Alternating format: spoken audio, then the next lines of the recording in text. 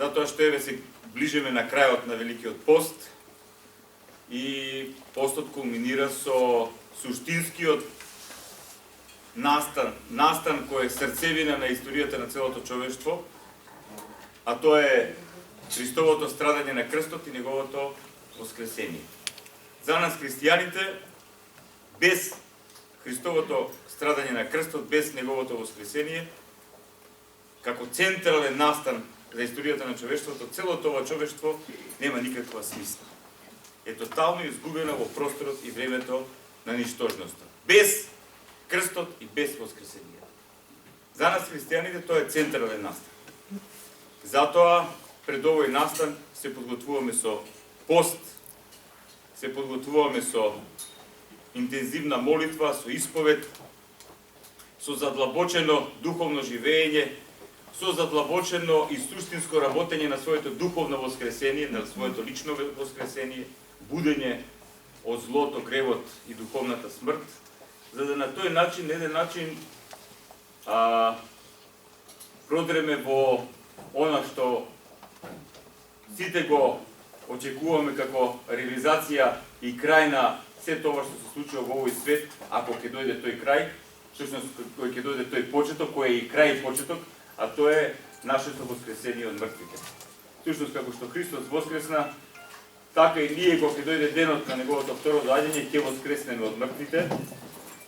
Тоа воскресение од мртвите ќе биде крај за овој ваков свет, како што го познаеме, и наше воведување во еден друг, сосем различен свет од Христос наречен Царство Божие.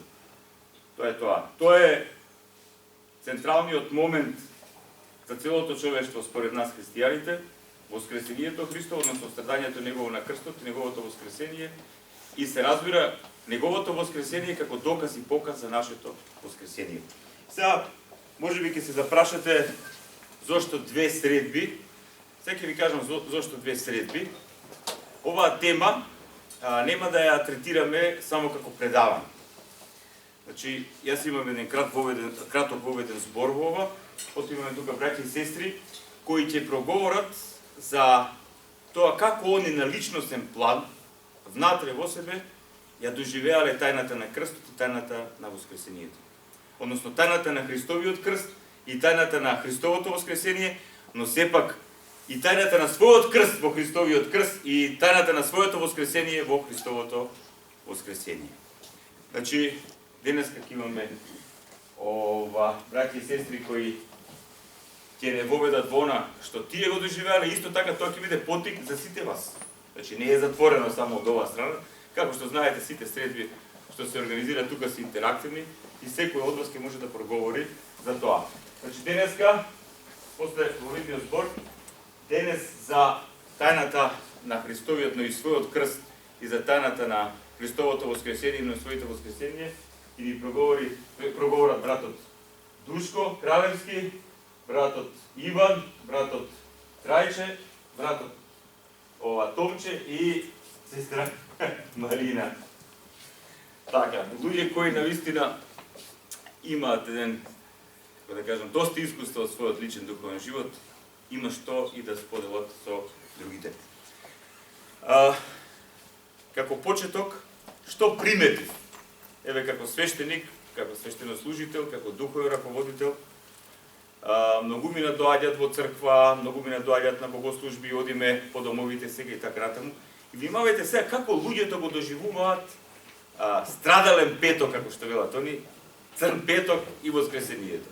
Значи како некаков настан што се случил некогаш таму, кој не го негира. Но тој настан се случил некогаш таму и како да нема никакво влијание врз нивниот живот, не разбирате. И сега чекаат оваа година да дојде, и сега оваа година кога ќе дојде Великден, односно кога ќе дојде црниот петок, како што народот тоа го нарекува, тогаш има строг пост и тој ден ќе се одбележи со строг пост или никакво јадење, не е битно. И кога ќе дојде Великден, ќе се скршиме со црвените јајци или така натаму и кажеме Христос воскресе, ќе почнеме да јадеме ќе престанеме да јадеме постна храна, ќе јадеме влажна мрзна храна и празникот дојде супер се и така натаму. И толку. Значи, тоа што Христос го направил за нас на крстот, тоа што е плод на неговото воскресение, за тоа никој не говори. Скоро никој. Скоро никој. И затоа решивме и оваа средба, и идната средба, да ги посветиме на крстот Христов, но и на нашиот крст, и на Христовото воскресение, и на нашето воскресение. И овде присутните браќи и сестри, сите вие сте повикани, односно сме повикани да размислуваме, што би рекле ние православните, да созерцуваме, да се внедруваме во тоа што Христос направи на крстот за нас и што ние добиваме од тоа што Он ги претрпе своите страдања на крстот и воскресна од мртвите и со својата смрт, смртта ја победи. Значи, многумина кога ќе видат крст, многумина кога ќе видат денеска крст или кога ќе го носат на ланч или било каде, внимавајте, крстот знаете на што ги символизира, на што ги подсетува, на што ги асоцира? На страдање, да видите, на смрт, на најповеќе на смрт.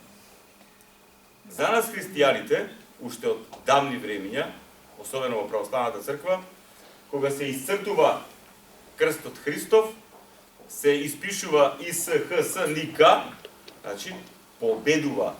На крстот, внимавајте, на крстот се случила победата над злото. На крстот се случила тајната, мистеријата на разобличувањето на злото. На крстот преку својата жртвена љубов, апсолутно неискажлива за нас жртвена љубов, Христос Месијата една за секогаш го разобличи злото и изворникот на злото, сатаната. На крстот се случи тој судир меѓу апсолутното добро и апсолутното зло. Судир во кој апсолутното добро влезе во битката во апсолутна немоќ. Само предавајќи се. Тоа е. И секогаш христијаните, кога ќе го видат крстот, крстот за нив е символ на победа. Кога ние одиме по гробовите на нашите блиски кои заминале од овој свет и кога гледаме крст, знаете зошто се става крст? Затоа што за тој човек што заминал од овој свет, Христос умрел на крстот. Христос го искупил и Христос за него воскреснал. Христос му дал надеж за искупување, за откупен живот и надеж за воскресение. Тоа е. Крстот е символ на победата. Понатаму, многу е битно да разберете дека крстот и воскресението се централна тема во Светото Писмо. Централна, тоа е суштинската тема. Не случајно, после своето воскресение, ова е запишано во Евангелието според Лука, овие зборови ги кажа на Лука и Клеопа, нашиот Господ, не требаше ли така да пострада Месијата и да влезе во својата слава? И за апостолите, и за оние што го следаа Месијата, беше крајно неразбирливо неговото страдање на крстот. Крајно неразбирливо. По логиката на овој свет, по логиката на паднатиот свет, крстот значи губитништво, крај, а не победа. Но по логиката на љубовта и по логиката на вечноста и по Божјата логика и по логиката на крајното смирение и крајната љубов за секое човечко битие, крстот беше начин, односно жртвената љубов беше начин, единствениот начин да се победи и разобличи злото и да се победи оној што не држи во духовно робство, изворникот на злото, самиот сатана. И затоа Христос вели, не требаше ли така да пострада Месијата и да влезе во својата слава, да се открие во полнота кој е тој? Па како почна од Мојсей и од сите пророци им разјаснуваше што е кажано за него во сите писма. Се мисли во сите свети книги на Стариот Завет. Че Христос ги се повикуваше на сите пророштва од Стариот Завет, кои насочуваа и водеа кон тоа каков ќе биде Месијата, на кој начин ќе изврши таа искупителна спасителна жртва и на кој начин всушност ќе се случи искупувањето и спасението на целото човештво од злото, од гревот и од смртта. Само накратко, тука се две пророштва од пророкот Исаија, кои кога ќе ги прочитаме крајно внимателно, ќе видите дека буквално пророкот Исаија вдахнувен од Светиот Дух, како буквално да живеел во времето на Месијата и како директен сведок на тоа што он го правил, го опишал во своите пророчки книги, а живеел 8 века пред Месијата. Тој своите пророчки книги пишува од 740 до 680 година пред Христос. Еве може само, значи, еве го мојот слуга, кој го поддржува мојот избраник, љубимецот на душата моја. Ќе го положам духот свој врз него и тој ќе им донесе правда на народите. Нема да викне, ниту да го подигне гласот свој. Нема да дозволи да го чујат по улиците. Згазената трска нема да ја здроби и фитило што тлее нема да го угасне. Ќе суди според вистината, нема да ослабне, ниту ќе се изномешти, додека на земјата не воспостави правда и народите ќе се надеваат на неговиот закон. 8 века пред Христос, 8 века пред Христос, пророкот Исаја го говори тоа што ќе се случи после Месијата, по проповета на апостолите и денес гледате. Народите денеска се надеваат на неговиот закон. А кој е Христовиот закон? Тоа е Евангелието. Радосната вест. Понатаму, ова следното пророштво. Кој поверува на тоа што го чул од нас и кому му се откри силата Господова? Зашто изникна тој пред него како младо дрвце и како стебленце од сува земја. Нема во него ни убавина, ниту величие, ние го видовме и во него немаше изглед што ќе не привлекува кон него. Тој беше презрен и отврлен меѓу луѓето, човек на болки и свикнат на страдања. И ние го одвраќавме од него лицето свое. Тој беше презиран и ние за ништо го сметавме, но тој ги зеде врз себе нашите болки и ги понесе нашите слабости. А ние мислевме дека тој беше поразуван, казнуван и понизуван од Бога. А тој беше изнаранет за нашите гревови и мачен заради нашите беззаконија. Казната за нашиот мир падна врз него, а преко неговите рани ние се излекувавме. Пророк Исаија. Понатаму, на крстот Христос кажува едни зборови кои се за многумина потик за збунетост. Елои, Елои, лама савахтани. Боже мој, зошто ме остави? Месијата ги кажува тие зборови, сега многумина кои не го познаваат писмото, кои не ги познаваат пророчките места во писмото или пророчките псалми на кралот и пророкот Давид. Што зборува Месијата? Како тоа? Боже мој, зошто ме остави? Тоа е 21-иот псалм, тоа е месијански псалм. Во некои писма е 21, во некои е 22. Зависи, има еден псалм што се спојува и така натаму. Некаде е раздале, некаде не е. Значи, Христос го цитира 21-иот псалм. Всушност, сите тие луѓе околу него, и фарисеи, и садукеи, и сите тој што ги смејува, и така натаму, и тој започна да им го рецитира 21-иот псалм. Внимавајте сега. Боже мој, зошто ме остави? Зошто си далеку, за да ми помогнеш, за да ги чуеш моите повици? Боже мој, ти призивам дење и ти не слушаш, и ноќе нема мир за мене. Сепак ти си свет, обкружен со пофалба од Израелот, на тебе се надеваат татковците наши. Се надева и ти ги избави, кон тебе вика и се спасува, на тебе се надева и не се посрами. И внимавајте, понатаму. Тоа е, пазите, во овој псалм има неколку пророштва. Значи, вториот дел. Пророштво за искупителното крстно страдање на Месијата како човек, новиот Адам. Јас сум црв, а не човек, посмев за луѓето и презир во народот. Сите што ме гледаат, ми се подбива. Внимавајте, тоа го напишал кралот и пророк Давид, а тие зборови ги кажува Месијата на крстот.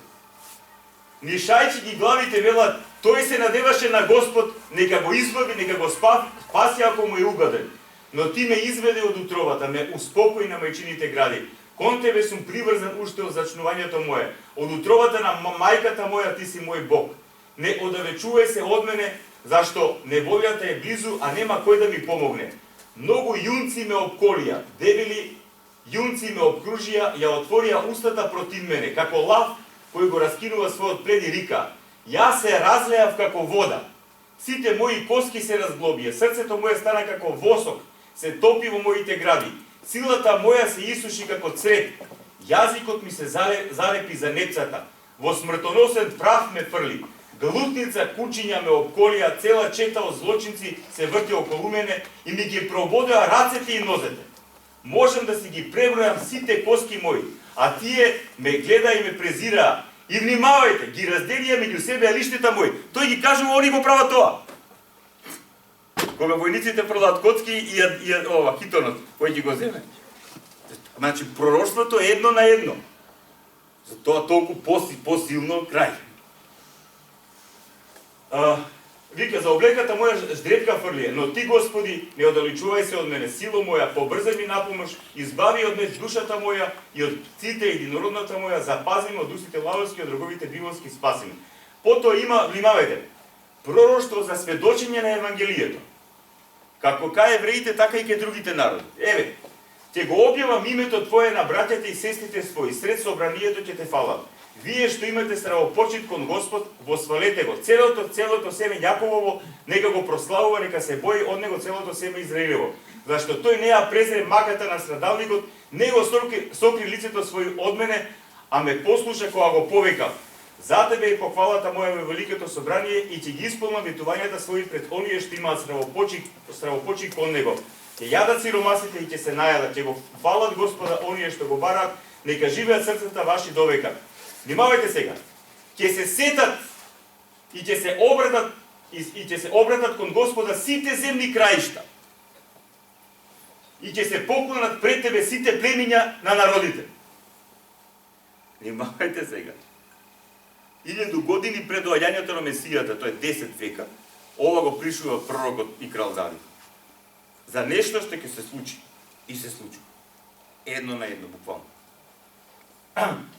И вика, сите племиња, зашто царството е Господово и тој е владетел на народите.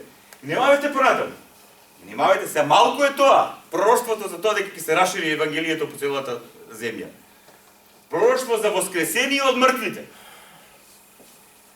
Нему ќе му се поклонат сите заспани во земјата. Пред него ќе паднат сите што слегуваат во земјата, а душата моја ќе живее за него.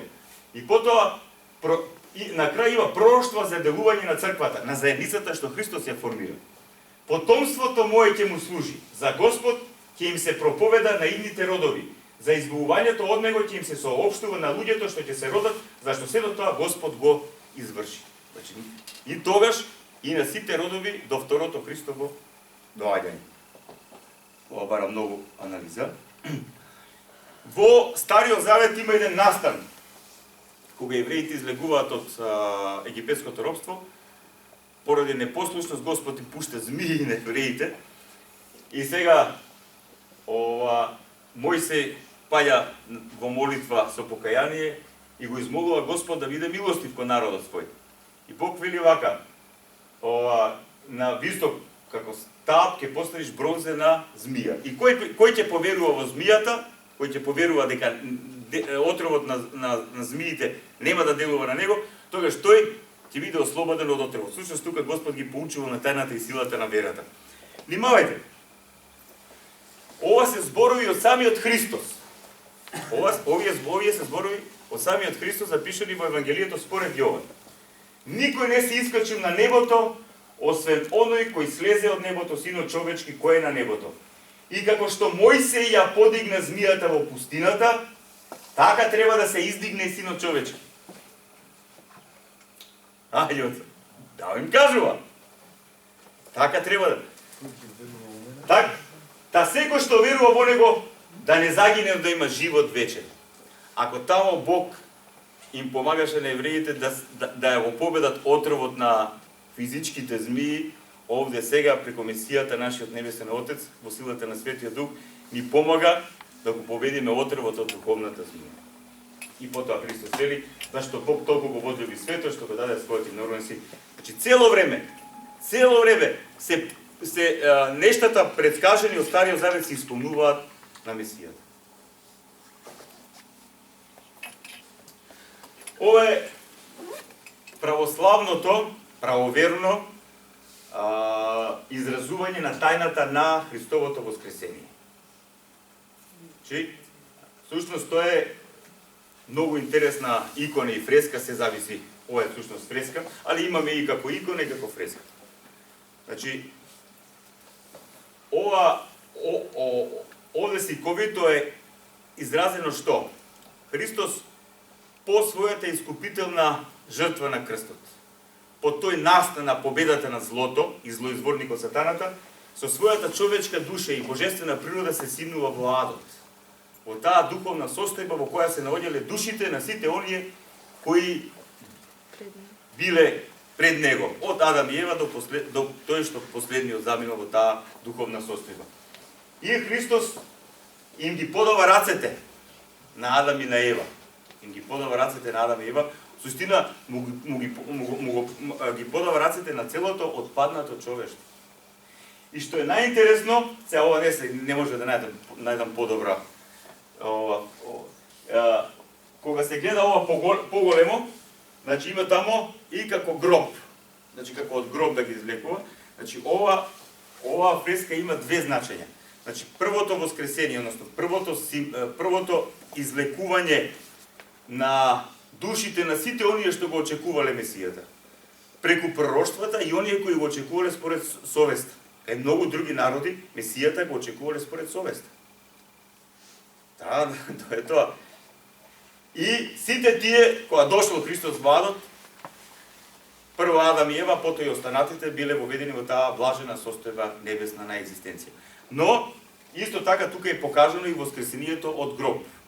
Значи, Христос ги извлекува од адот душите на оние кои заминале во таа состојба. Но на крајот на овој свет ќе настапи воскресението, значи повторното пресоздавање на нашите тела. Пресоздавање на нашите тела, кај што нашите тела ќе бидат ослободени од сите последици на злото и гревот. И тоа Христос го нарекува наше повторно раѓање за вечен живот.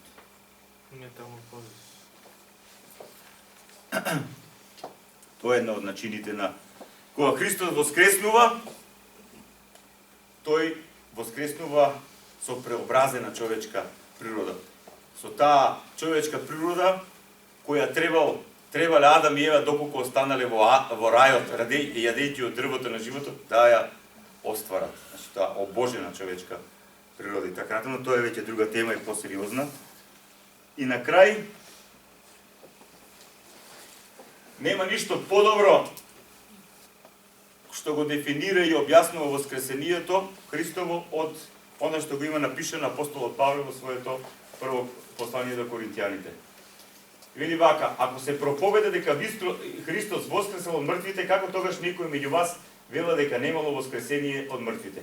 Па што нема воскресение на мртвите, тогаш и Христос не воскресна. Ако па Христос не воскресна, тогаш напразна е нашата проповед, празна е и вашата вера. Крај, нема никаква логика. Пошто кулминацијата на христијанството е во воскресението. Крстот е победата, а кулминацијата, преобразбата, се новотворен е во воскресението. Без воскресение, без радоста на воскресението, без надежта на воскресението, си го прочитате тоа дома целото со внимание. Прво Коринтијаните, 15 глава, од 12 до 26 стих. И за крај, ова е една многу битна мисла од еден свет отец на црквата, Свети Максим Исповедник, кој вели вака. Видите ова сликата со да видиме во контекст. Со новиот живот, да. Тајната на воплотувањето на словото, логосот, во себе го содржи значењето на сите символи и загадки во Светото писмо. Односно, сака да каже дека се она што ни се предвестува, особено во светите книги на Стариот Завет, ни го предвестува доаѓањето, воплотувањето, во човечувањето на логосот, на Синот Божи или Синот човечки. Вика, значењето на сите символи и загадки во Светото писмо, како искриената смисла на сето материјално и духовно создание. Но оној што ја знае тајната на крстот и гробот, ги знае и суштинските причини за сите нешта. Суштинските причини за сите нешта. Зошто постои овој свет? Внимавајте. Овој свет е создаден од Творецот и Творецот со тоа што го прифати крстот и гробот, ја покажа и докажа што својата љубов и своето вреднување на созданието. Дава вредност, му дава вредност. Значи се што е создадено него и човештвото имаат вредност во Божите очи. И крстот и гробот тоа го потврдуваат. Бог се жртвува за нас затоа што не љуби, затоа што сме му вредни.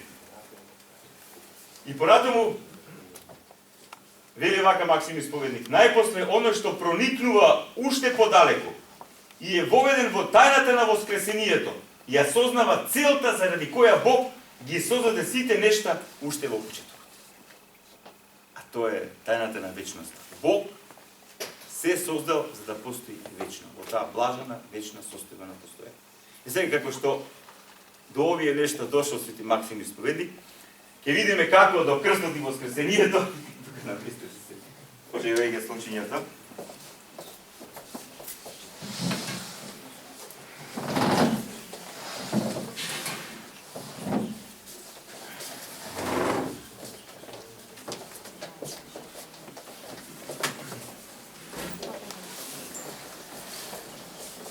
Значи, како што Свети Максим Исповедник дошол до оваа тајна, до тајната на крстот, на гробот и воскресението, како што рекол преднозе, како, ево вие наши браќа и ова наша сестра, го доживуваат крстот Христов, но и својот крст во крстот Христов, и Христовото воскресение, но и своето воскресение во воскресението Христово. Тие на еден начин ќе ја започнат сета ова дискусија во која длабоко веруваме дека и вие ќе се уклучите со своето доживување. Не знам дали ќе имаме доволно време. Поделив во два дела ова мое излагање. Прво што представува крстот, и пред да почнем што представува крстот, крстот за мене представува заштита и вечна храброст, која што никој пат пред тоа да го дознам крстот ја нема. Така да постојано бев, како да кажам, ограничен или од нешто уплашен, од нешто така зауздан, да речем, а потоа кога ја дознав полнотата и силата на крстот, веќе бев нов човек. Затоа сакам така да започнем. И затоа што сите знаеме што представува крстот и што представува крвната жртва, ќе се потрудам сега да поразговарам малку, да позборуваме малку за тоа што за мене беше ново, да речеме кај крстната жртва. Значи, за мене крстната жртва беше еден тотално нов, оригинален, уникатен и дотогаш недоживеан принцип. Значи, до тој момент ќе искористам сега една поговорка која што има кажано премудриот цар Соломон, кој што има речено под сонцето ништо ново, а некој од кападохиските оци многу мудро дополнил, освен нашиот Господ Исус Христос. Значи, ако погледнеме на вистина од пред 5000 години, од пред 3000 години, ништо ново се нема случено. Живееме, мачиме, се умираме, освен крстната жртва и искупувањето на нашиот Господ Исус Христос. Значи, тоа е уникатен, комплетно нов принцип. Никој што до тогаш не го понуди. Значи, да гледано од било која голема религија, било кој пристап, да речеме, научен или ненаучен, филозофски, секој пат во човештвото владееле различни принципи, меѓутоа се сведуваат на едно исто, а тоа е, ако грешиш, ќе платиш. Ако направиш штета, ќе си ја платиш. Или што би рекли американците на западот, no free lunch. Значи, видете, ќе ја погледаме, например, западните ориенталните учења, хиндуизмот и јога. Значи, ќе грешиш, ќе направиш што ќе направиш, треба нов живот, треба нова реинкарнација да платиш за тоа. Значи, во будизмот има една многу слична парабола за блудниот син. Меѓутоа, знаете како завршува таму? Таткото му вика: добро што се покаја, сега ти ќе платиш за ова, ќе служиш вака и вамо, ќе идеш у тие храмови, односно ќе си платиш за грешката што ја направи. Во исламот е исто. И после Христос, не само до Христос дека нема ништо ново, него и после Христос нема ништо ново. Правиш грешка, ќе го живееш животот, толку и толку ќе кланяш, толку и толку ќе платиш, толку и толку ќе постиш, за да ти се простат гревовите. Значи, во христијанството, Христос на крстот ги плати нашите гревови, односно го укина тој принцип дека за гревовите, за грешките, за штетата што си ја направил, ќе платиш. Не, Христос вика: ти си грешал, ја ќе платам. За мене беше тоа комплетно нов пристап. Значи нема ни едно филозофско учење, нема ни еден дотогаш таква мудрост и таква длабочина, таков излив на љубов. Значи, ти си грешен, а ја ќе платам за тебе. Вториот нов момент за мене што беше вистинското ослободување. Значи, ослободување не само ослободување од смртниот страф. Најголем страф за луѓето кој е смртниот страф. Не само ослободување од непознатото. Затоа што, знаете, не е толку луѓето се плашат од тоа што ќе умрат, него што ќе се случува после смрт. Најголем страф е стравот од непознатото. Стравот од тоталната загуба на нашите блиски. Така што дедо ми сега кој што е починал, кој што беше многу голем верник и ме поведе во верата, пред да умре ми рече: "Абе, не се кире, замисли како да сум ја отиден на некој патување во Австралија или во нека друга далечна земја и така на поодредено време ќе се видиме." Можете да замислите што нас Исус ни вети. Значи, најголемите стравови да ги победиме. Тоа е главната поента. Меѓутоа, знаете како? Слободата е најзлоупотребуваниот збор, најзлоупотребуваниот термин ми се чини после љубовта. И кога ќе кажете слобода, тоа се сваќа на многу плитко ниво. Знаете, едно ниво е да бидеш ослободен од нешто, а сосема друго повисоко ниво е да бидеш слободен за нешто. Христос, значи, ни ја покаже таа димензија на слободата да бидеш слободен за нешто. Значи, да не ниско ниво на слобода да се ослободите од некој тиранин, да се ослободите од вишокот обврски, да се ослободите од нешто. Многу повисоко ниво е да бидете слободни за нешто. Да бидете слободни за, еве конкретно, простор за Бога ми отве. Затоа што знаете, пред Христовата жртва сите ние не сме можеле да бидеме слободни за Бога. Затоа што сме го живееле овој живот, односно го живееле тие луѓе пред нас животот, како робија. Одрубијаш 30-40 години колку бил толку животот и те чека ад. И за тебе нема спасение, значи комплетна победа на смртта и дјаволот. Сега Господ ни го доближил Бог, значи ние како луѓе можеме да се Богу уподобиме. Значи имаме вистински смисол на тоа што значи слобода. Да бидеме слободни за убавата, да бидеме слободни да избереме живот. Ме разбирате, затоа што многу луѓе не можат да направат, јас доскоро не можам да направам разлика, што значи да бидеш жив, а што значи да постоиш. Ме разбирате, затоа што да постоиш и да екзистираш не е исто со тоа да бидеш жив. Христос после своето разапнување на крстот, после своето воскреснување ни го даде, ни овозможи таа комплетна полнота на животот. Затоа што, ај вака и поблиско да можем да ви го доближам тоа. И демоните екзистираат, ама не се живи.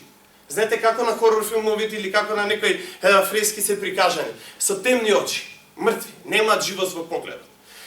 Знаете, едно е да екзистираш како битие, многу луѓе денеска екзистираат, а не се живи. Меѓу другото, жив е оној човек кој што може да пренесе живот. Затоа што ние животот, нели родителите кои ти караат децата, бе слушаме ваму таму, јас сум се мачал, јас сум ти дал живот. Не даваме живот, не само пренесуваме живот. Затоа што требаш да бидеш жив за да пренесеш живот. Во полната смисла на зборот тоа значи да бидеш жив. Христос со својата жртва, со своето воскресение ни ја даде полнотата на тој живот. Да бидеш жив, значи да пренесеш живот, ни го даде тој избор да избереме убаво наместо грдо. Знаете, се повеќе во денешницата се зацкрива убавото, за да грдот изгледа нормално. Затоа што, знаете, например, јас што порано сметав дека е многу убаво да слушате техно музика или убаво да слушате метал. Се додека немав слушната оние несени стари народни песни, овчарски на кавал кои што се свират, кои што го воспеваат Христос. Ја до тогаш ги немав слушнато. Тоа е нешто убаво. Знаете, порано мислев дека убаво некоја зграда, цементна и така натаму, пред да прошетате, пред да видите струмички водопади, или пред да видите канјонот на Матка. Тоа е убаво. Се повеќе убавото се заскрива за да грдот изгледа нормално. А Христос ни ја даде таа слобода, да бидеме слободни да го избереме убавото. И третата работа што е најбитна, што најчовечка, најсекојдневна, значи Христос со своето воскресение за мене беше начин да раскрстам со паганското минато. Зашто сите луѓе, мислам дека сите луѓе, иако го откријат Христос, иако продолжат да го разбираат, да го живеат, се уште имаат еден многу голем, како да кажем, пагански момент. И го живеат паганскиот живот. Значи, еве вака, неколку случаи од секојдневието. Значи, лекарот кој што решил да биде христијанин, продолжува да ги лечи луѓето со дел од него не му дава да се ослободи од паганското. Знаете, од дарвинизмот, од, не знам, она психоанализа, кој психијатар продолжува да ги лечи со психоанализа која што е крајно паганска и така натаму, останува да живее паганското во него. Или, например, музичарот, кој што прифатил, ретки се оние, еве, да го споменам, Цанот Парти Брейкерс, кој што испал да раскрсти со паганското минато. Меѓутоа има луѓе кои што ќе го прифати христијанството, и повеќето сме такви, ќе го прифати христијанството, а никако да раскрсти со паганското минато. Он продолжува да биде рокер, продолжува да го живее животот така урбано, да биде со тие, ајде да ги наречем секојдневни начини на дрогирање со гласна музика и потешки дроги и така натаму. Така и јас го прифатив Христос, но не може да раскрстам со паганското минато. Буквално, значи, Христовата жртва на крстот и воскресението во најдлабока смисла ми помага, не дека целосно сум успел, меѓутоа ми помага да раскрстам со тоа паганско минато. Односно, многу лесно раскрстив со, ај како да речем, со блудот, со техножурките, со метал бендовите, со модерното гладиаторство, се занимавав јас со кикбокс, со многу спортови, со бодибилдинг и така натаму, и лесно раскрстив со тоа. Но кога дојде време да раскрстам со патолошкиот хероизам, внимавајте, патолошки хероизам, оној хероизам на Александар Македонски, на Гоце Делчев, на, ако сакате, таки даскалот кој што легнал и се разнал врз борба. Така. Тој патолошки хероизам и тој национализам многу тешко раскрстував јас со него. Знаете зашто? Затоа што, еве, ај вака ќе ви долам, бев преоптеретен со оној самурајска чест. Знаете, самурајска чест да умреш за некого. Еве, например, самураите умирале за своите, да речам, мастери, за своите возвишени императори и така натаму. Меѓутоа, внимавајте колку е тоа ниско да умреш за возвишената личност, има чест тука, не викам не. Честитост голема да умреш за некоја возвишена личност, мастер, император. Меѓутоа, внимавајте колку е повозвишено што нашиот Господ Исус Христос умре за вознижена личност, како да се изразам ако така може. Колку е тоа поголема честитост да се умре за вознижена личност. И внимавајте, тие личности кои што, како и Душко што каже, кои што сме ги сметале за огромни херои, не викам дека не се, кои што умирале, кои што легнувале на бомба или последниот куршум го отсочувале за да погинат, тие погинале за Македонија, за нас да ни биде добро, меѓутоа да не го забораваме оној момент, погинале и умреле за да се спасат од мачењето. Знаете, сите оние херои, најголемите херои, вклучително и Таки Даскалот и Мирче Ацев и Цветан Димов, кои што, нели, Мирче Ацев има и кажано, и Цветан Димов која рипнал од прозорот на полициската станица, за да не го мачат, не знае дали ќе го издржи мачењето. А Христос доброволно за нас, ниските, дозволи да го мача. Такво мачење, значи, со Христовата жртва, со Христовото разапнување, јас успеав, и се уште со Господ напред, ќе успеам да го положам, да го поминам и да го победам тој патолошки национализам. Тој патолошки хероизам. Втор момент е патолошкиот национализам. Значи, не до скоро време не ми беше од пред 5-6 години сватливо како Христос се расапна и умре за сите. За сите, во тоа време, ајде, ама во денешно време за албанците кои што и сите муслимани неќа да го прифатат, за црнците кои што до тој момент ја бев на граница на white supremacy. Гледам дека се луѓе во црнците христијани, ама пеат таму нешто вуду. Dear Jesus, тапам паѓато, не свеси, сега ги гледам, викам, дали е можно ова да е христијанство? И така мислам, понесено, тоа е понесено и од сега да не ги именувам некои цркви кај нас што како се го упражнуваат христијанството. Јас многу бев соблазнат и ја барав, ај како да кажам, нема да речем совршената, зашто нема совршена црква е само небесната, ај да речем идеалната црква, она што го има идеала. И така трагајки сосема случајно најдов на еден стар чичко, не знам дали беше монах, цепеше дрва, беше таму некој ѓакон во водочкиот манастир, иначе јас попотекло сум на таму. И човекот прави муабет на таа тема на идеална црква, и внимавајте тој човек што не знаме дали имаше основно образование, колку мудро ми рече. Вика, оке, може ја викам, ама се сомневам дека ќе ја најдам јас таа да ја речам идеална црква. И тој ми рече, па можеш ќе ја најдеш, меѓутоа што сакаш со тоа да постигнеш? Викам, па да станам член, нејзи. Вика, па добро, ама води сметка за тоа дека кога ќе ја најдеш таа идеална црква, чим ти ќе влезеш во неја ќе престане да биде идеална. И од тој момент престанав да ја барам идеална. Разбирате, тој е многу битен момент.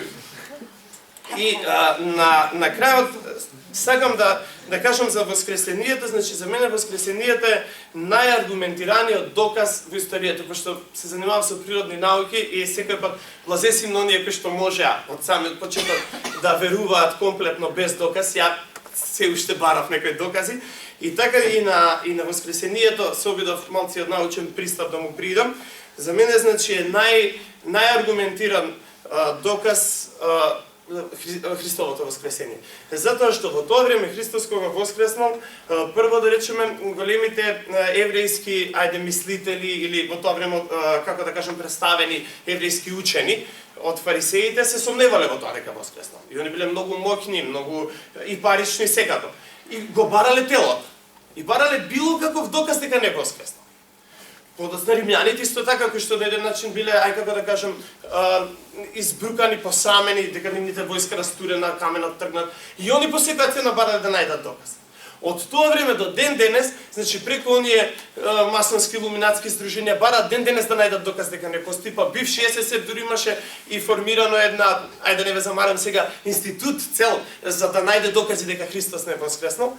И замислете сите оние кои што ги бараат доказите дека Христос не е воскреснал, полека но сигурно стануваат христијани. И тоа најревностни христијани. Затоа за мене е најаргументиран доказ. И Христос фактички со своето воскресение најнаучен доказ е Христовото. Најнаучен параметар во историјата е Христовото воскресение, затоа што има Њутон, како современ научник, има воведено два многу битни научни аспекти. Кај науката, за нешто да се смета наука, треба да биде репетабилно и репродуцибилно. Односно, со народски зборови кажано, еднаш да се изведе и повторно да може да се повтори во лабораторија.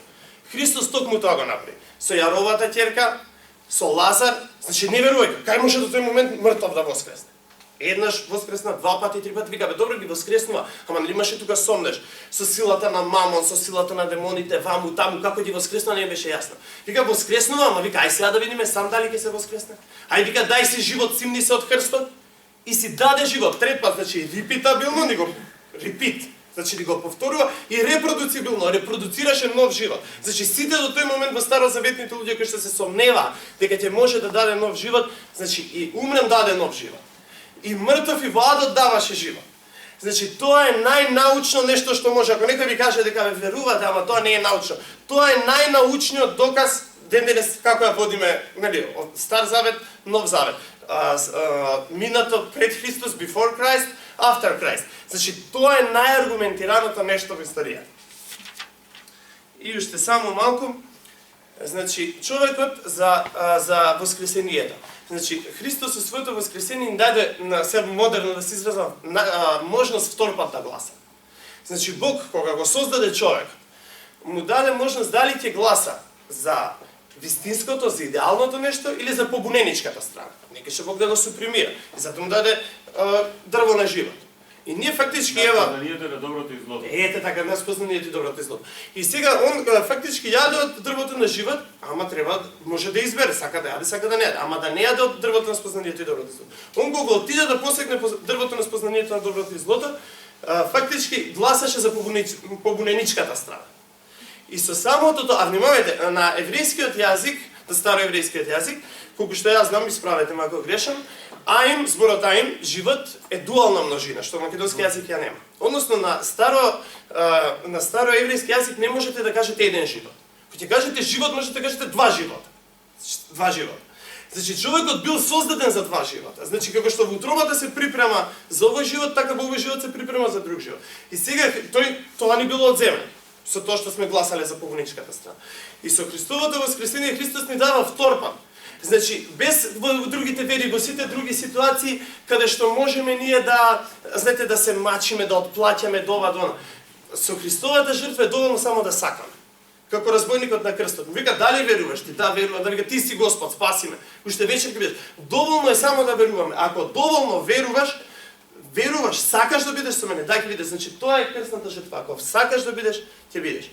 А сите други упати за пост, за ова сите, не сакам јас сега нешто да ги отфрлам или те се врну, но се за наше добро. Значи постот е за наше здравје. Смирението е за подобро да се однесуваме меѓу себе и со луѓето. Не му треба, знаете како некој луѓе, вика, добра е вашата муслиманите обично таа замерата, вика, добра е вашата вера, ама многу ви е лош постот. Многу се мачите. Значи да Бог не му треба нашата мака, не воопшто не се мачиме. Значи кога го сватат луѓето постат како такова, за да не, знаете како има еден светотец кој што на Срби не знам ствари дали уште канонизиран, кој што им велел на луѓето не се секирајте, достави нема веќе да ви зборат поповите да постите. Зашто вика веќе нема да треба да постим? Не, се лекарите ќе изборат да постим. Разбирате? Тоа е сите тие значи пропратни моменти кои што другите вери или другите ајде да ги наречем номинации на христијанството мислат дека ние се мачиме. Не, тоа е за наше добро. Меѓутоа главната поента е да гласаме. Христос ни даде втор момент. Сакаш живот, гласај за живот, одбери ме мене. Тоа е поентата. И на крајот од воскресението гледам прекрасна можност за сетилно воспремање. Мене лично, не знам сигурно и некој од вас го имал тој проблем, ми беше многу голем проблем како да си го представам Бог. Знаете, кога почнете да се молите и сега доаѓате во колизија, во директен судар со втората Божја заповест. Не прави идол и слика. Така, и другите, да речеме, христијански номинации за тоа ни замерат. Меѓутоа, Христос е вака како што го гледаме. Во тоа возобновено тело кое што дојде, веќе ние имаме можност и сетилно да си го представиме. Дека е таков, дека е човек, воскреснат. Значи, ако на Христос не му беше, на живиот Бог, на Словото, не му беше проблем да биде во човечко тело, ни мене нема да ми е проблем. Знаете зошто? Затоа што стално сме бомбардирани со тоа дека ние сме мајмуни, дека ние сме вирус на планетава, само се шириме, ќе уништиме планетата. Дека сме од прав, као наводно, овие да не го спомнувам името, со од оган, чисто, од мисла создадени, ние сме од прав создадени. И ако Бог не му беше страф и блам, ај да речем, да влезе во ова тело, така да нема да речем гордост, затоа што гордост е многу лош збор, има тоа друга сосема друга импликација, него ќе речем ни даде комплетно ново човечко достоинство со тоа што влезе. И на самиот крај значи прими. Да, прими. Се извинувам. Огромна грешка направив и значи на крајот воскреснатиот Христос за мене е лекар, учител и спасител во потполна смисла на зборот.